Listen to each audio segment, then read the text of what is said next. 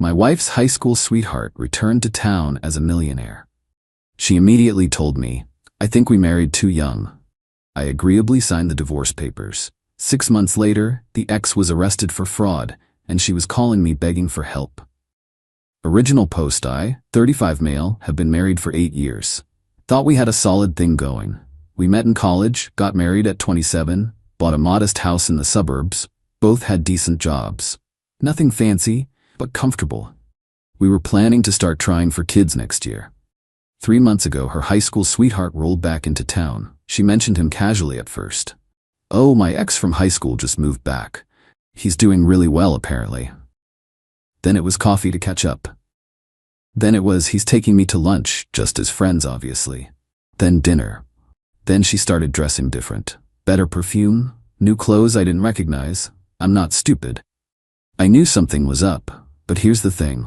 I didn't panic. I just watched. 2 weeks ago, she came home from another friendly dinner and sat me down at our kitchen table. The one I'd refinished myself last year, spending weekends stripping the old varnish and applying new stain. "That detail matters later. We need to talk," she said. Classic opener. I put down my phone and gave her my full attention. "I've been doing a lot of thinking," she continued, "about us, about our marriage, and I think we married too young." I didn't say anything, just waited. We were 27. We hadn't experienced enough of life. We didn't know who we really were yet. And now I'm 35 and I'm realizing there's so much I missed out on. "Okay," I said. She blinked. "Okay? Yeah, if that's how you feel, okay?" She looked thrown off, like she'd expected me to fight her on it. "I think we should separate, maybe get divorced. I need to figure out who I am outside of this marriage." "Is this about your high school ex?" Her face flushed. "This isn't about him. This is about me, about us. We're not right anymore." "Cool, I'll call a lawyer tomorrow." Now she looked genuinely shocked. "You're not even gonna try to save this?" I looked at her. Really looked at her. "You're sitting here telling me you don't want to be married anymore. You've been going out with another dude for weeks. What exactly am I supposed to save?" "I just thought you'd care more." "I care enough to not drag this out. You want out, you're out. Simple." She got defensive then. "You're being incredibly cold about this. You want me to cry and beg? That's not happening. You made your choice. I'm respecting it." That conversation was on a Wednesday. By Friday, I'd contacted 3 divorce attorneys and picked one. My buddy who's been through this recommended a guy who's practical and doesn't drag things out unnecessarily. Filed no fault, agreed to split everything 50-50 to keep it moving fast. She moved out 2 weeks later, stayed with her parents while she figured things out. Yeah, right? I saw her Instagram story at some fancy restaurant that weekend. Her ex's watch was visible in the shot of them holding champagne glasses. The divorce moved quick because neither of us fought it. House went up for sale. We split our savings account down the middle. She got her car. I kept mine. No kids, no pets, just assets to divide. I did keep one thing though. That kitchen table I'd refinished. She didn't want it anyway, said it was too rustic for her new aesthetic. I also kept all my woodworking tools in the projects in the garage. She called them hobby junk. 1 month after she moved out, I saw her Facebook relationship status change to "in a relationship," tagged her ex. Comments were full of her friends congratulating them, saying they were meant to be and finally found your way back to each other. Her mom called me. "You're really not going to fight for her? She doesn't want to be fought for. She wants to be with him.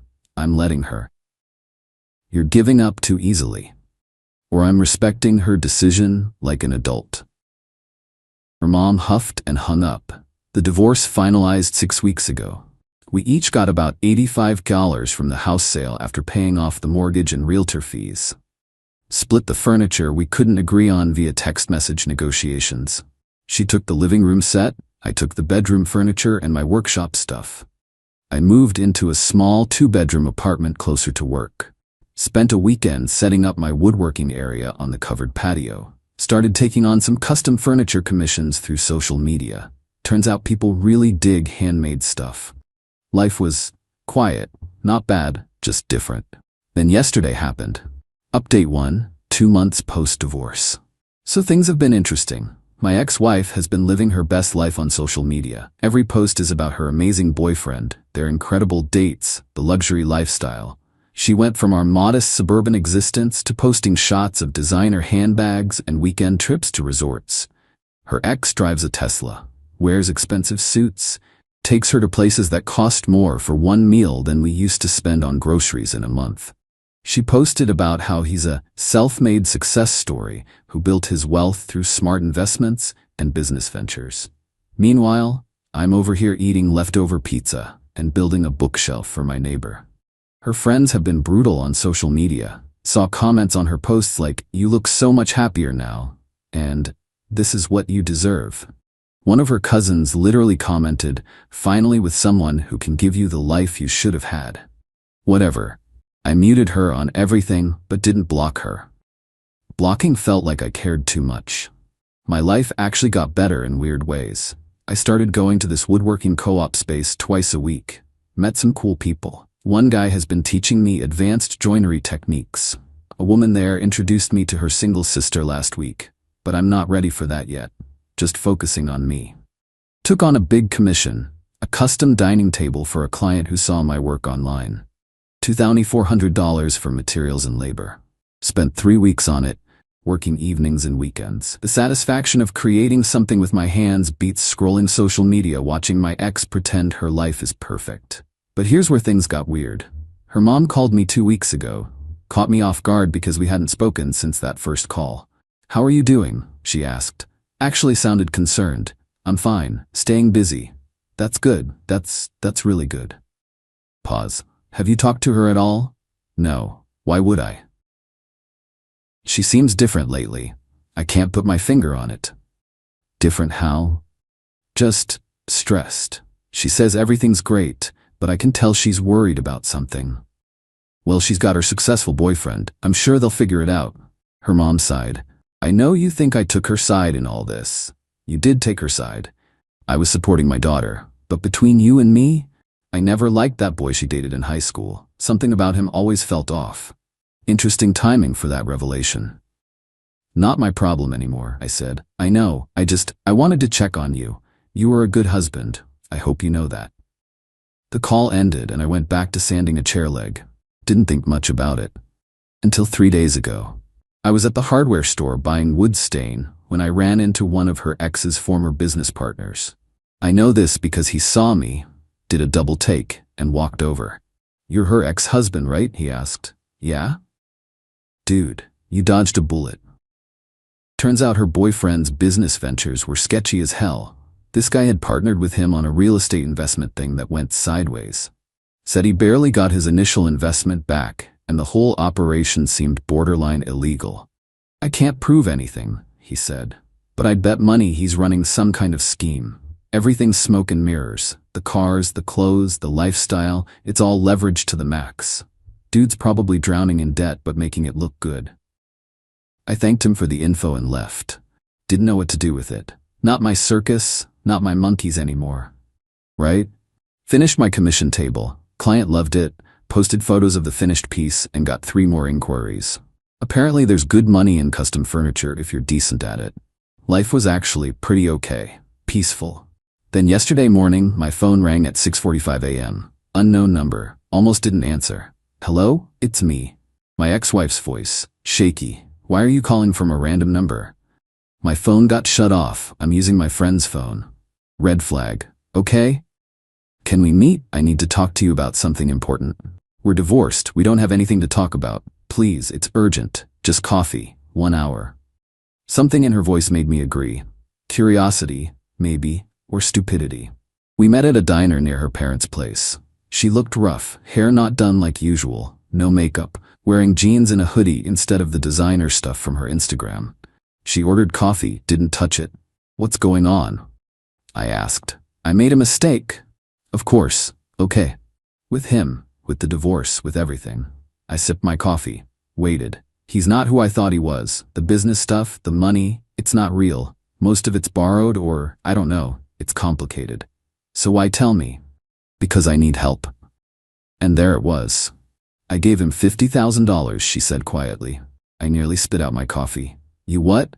"For my half of the house sale. He said he had this amazing investment opportunity. Guaranteed returns. I'd double my money in 6 months. You gave your ex-boyfriend from high school $50,000. Based on what exactly?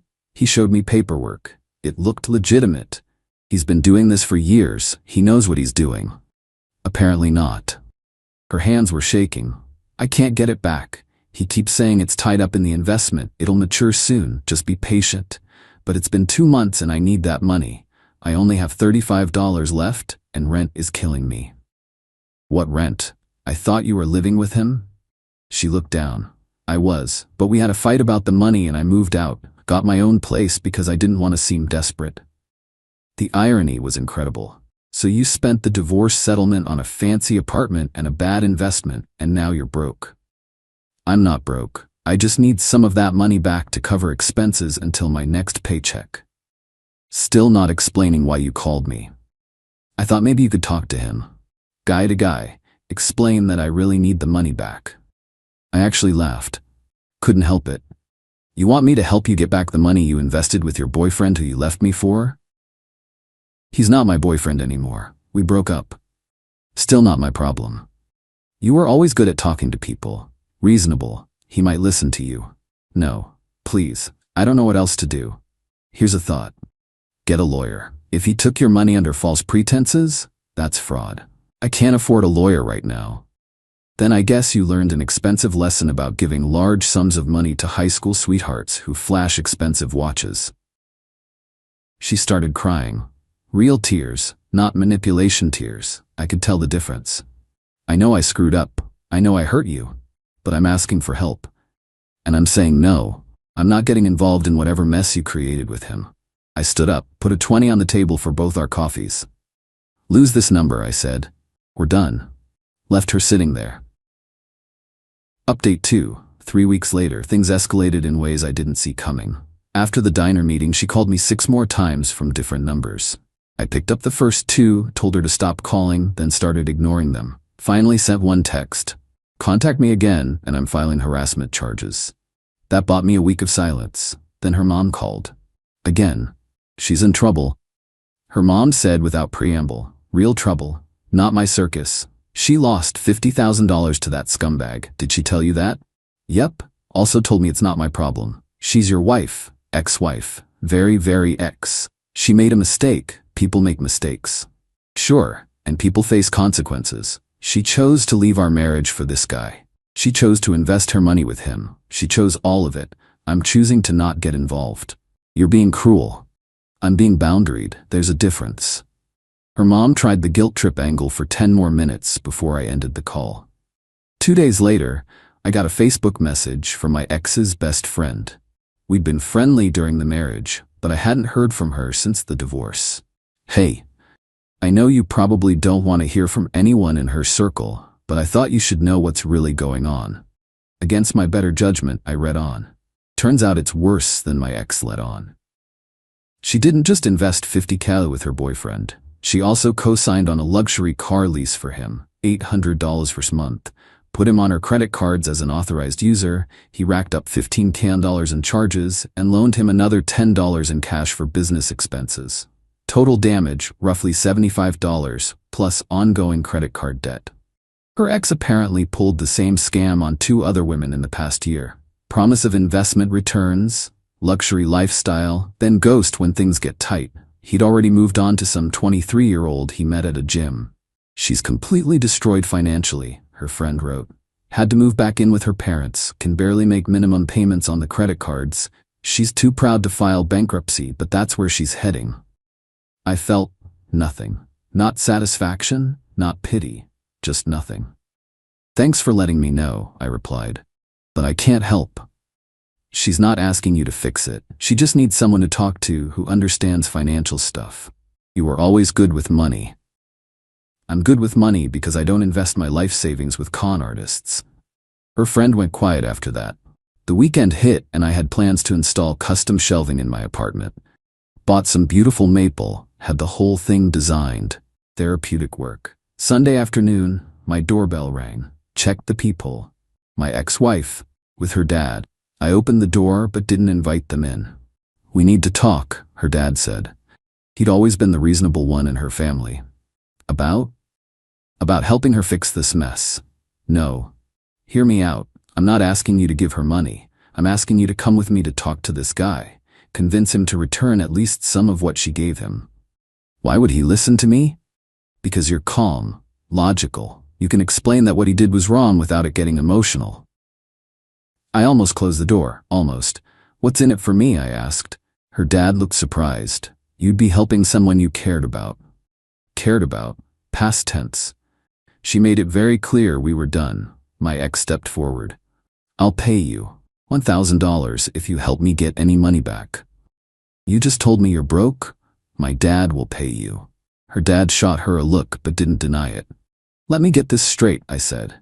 You want to pay me $1,000 to help you recover money that you invested with the guy you left me for, because you can't afford a lawyer to do this properly. Yes. The audacity was impressive. Here's my counteroffer. No. Her dad tried to negotiate. What if we make it $2,000? What if you respect my boundaries and leave? You know what? I was wrong about you, my ex snapped. I thought you were a good person, but you're just vindictive and petty. You're enjoying watching me suffer. I'm not watching you do anything. I'm living my life. You keep inserting yourself into it. I asked you for one thing. Just help me talk to him. And I said no, multiple times, in multiple ways. How many different ways do I need to say it? Her dad put his hand on her shoulder. Come on, this isn't working. They left. She was crying again. Her dad looked tired. I went back to my shelving project. 3 days later, my phone lit up with texts from numbers I didn't recognize. Her friends, her cousins, her coworkers. All saying basically the same thing. How can you be so heartless? She needs help and you're just being spiteful. You must have really hated her to act like this. I blocked every number and turned off message notifications from non-contacts. Then yesterday happened.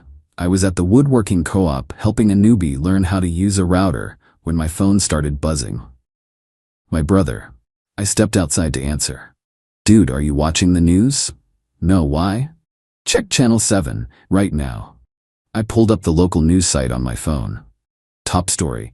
Local businessman arrested in investment fraud scheme. There was a photo of my ex-wife's ex-boyfriend in handcuffs. According to the article, he'd been running a Ponzi scheme for the past 2 years. Took money from at least 15 people, promised high returns on real estate investments that didn't exist. Total estimated fraud, over $800,000. One of his victims had finally reported him to the FBI. They'd been investigating for 3 months. Arrested him at his luxury apartment that morning. The apartment was rented, by the way. The Tesla was leased. Everything was smoke and mirrors, just like his former business partner had warned me. I sat in my truck in the parking lot, reading the article twice. My phone rang. Her mom. I answered. Did you see? She asked. Yeah. She gave him $75,000. The FBI says she'll maybe get back 30 cents on the dollar once they liquidate his assets and distribute to victims. That's less than $25,000. That's rough? That's all you have to say? That's rough? What do you want me to say? That you'll help her? That you'll do something? Like what? The guy's arrested, the FBI's handling it, there's nothing I can do. You could help her financially while she recovers from this. And there it was. The real ask. No. She's going to lose everything. She can't make her credit card payments. Her credit score is destroyed. She might have to file bankruptcy. Those are consequences of her choices. You're really going to watch her hit rock bottom and do nothing? I'm not watching anything. I'm living my own life. She's not my responsibility. She was your wife for 8 years. Was, past tense. She ended that when she decided I wasn't good enough for her. Her mom started crying, actual sobbing. Please, I'm begging you. Just give her enough to cover a few months while she figures this out. $10,000, $5,000, anything. No, why not? You got the same amount from the house sale. You can afford it. Because the second I give her money, I become her backup plan, her safety net, the guy she can run to when she screws up. That's not happening. So you're just gonna be cruel? I'm gonna be smart. Good night. I hung up and blocked her number too. Final update, 1 week later. This past week has been absolutely wild. The news coverage of her ex's arrest dominated local media. Every day brought new details, more victims coming forward. Apparently, he'd been doing this in 3 different cities over 5 years. Total fraud estimate is now over $2 million. My ex-wife's name appeared in one article as one of the victims. They didn't use her full name, just initials, but enough people in our social circle know. Her Facebook went private. Her Instagram went dark. Her best friend messaged me again.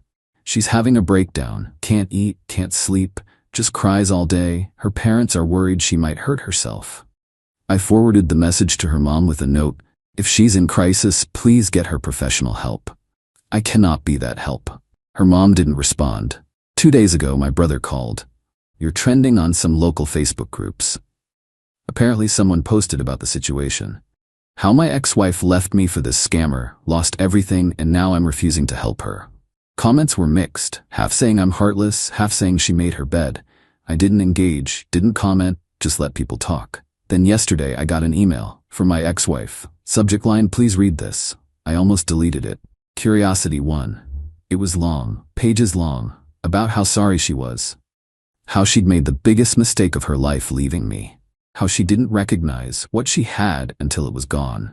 How she'd give anything to go back and make different choices. Then came the real point. She needed $8,000 to avoid bankruptcy. Would I consider it a loan? She'd pay me back $500 a month. She had it all planned out. I sat with that email for an hour. Thought about our 8 years together. The good times, the quiet evenings, the plans we'd made. Then I thought about her telling me we'd married too young. Her face in those Instagram photos with him. Her mom telling me I should fight harder. Her assuming I'd just be waiting if things didn't work out. I replied with one line, "I wish you the best, but I can't help you. Please don't contact me again." Deleted her email address from my contacts. Created a filter to automatically archive anything from her. Her dad showed up at my apartment that evening. I watched through the peephole as he knocked for 5 minutes, then left a note under my door. The note said, "I know you're angry. You have every right to be. But she's drowning. Whatever happened between you two, she doesn't deserve this. If you have any compassion left, please reconsider. Call me." I threw the note away. This morning, I woke up to 17 missed calls from various numbers. All people connected to her, trying one last coordinated push to get me to cave. I didn't listen to any voicemails, just blocked the numbers. Here's the thing everyone seems to miss. I'm not refusing to help because I'm bitter or want revenge. I'm refusing because helping her would be the worst thing I could do. She needs to face this. All of it. The financial devastation, the embarrassment, the consequences of trusting a con artist over her stable marriage. If I swoop in with money, she learns nothing. She just learns that she can blow up her life and someone will always clean up the mess. My therapist, I started seeing someone after the divorce, says I'm setting healthy boundaries, that I'm not responsible for fixing problems I didn't create. The woodworking co-op has been my refuge. I finished a commission for a coffee table this week, $1,800. Client wants me to build matching end tables next month. I'm booked out 6 weeks now. Started going to a board game night at a local cafe. Met some cool people who know nothing about my divorce drama. It's refreshing. Saw my ex's Instagram briefly before she went dark. Her last post was a quote about learning who your real friends are in hard times and discovering people's true colors. The irony was completely lost on her. Her mom left one final voicemail yesterday. "I hope you can live with yourself. I hope you're happy watching her suffer. I hope karma finds you." Honestly, I sleep fine.